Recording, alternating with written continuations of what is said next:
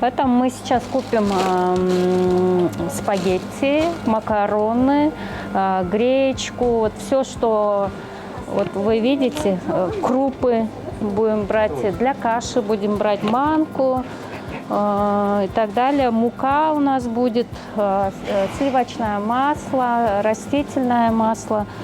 Все необходимое, чтобы можно было нормально, полноценно питаться.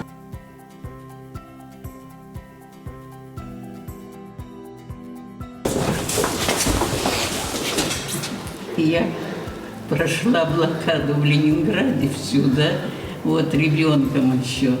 А теперь вот видите, такая ситуация. Она, правда, не похожа на все то, что я пережила. Но, тем не менее, это тоже страшно, да?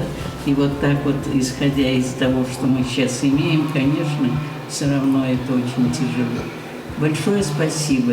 Передайте банку большой низкий поклон от блокадников. И большое спасибо. Ну, в такой ситуации мы оказались, что, конечно, что-то нужно делать. Здравствуйте, Роберт Робертович. Мы от РСК банка к вам приехали. Может, сюда? Давайте, он тяжелый. Нет, мы ничего, сюда ничего, это не шутка. Вот здесь. В Киргизию приехала в 1954 году. Мужа сюда прислали. Он у меня сотрудник МВД был.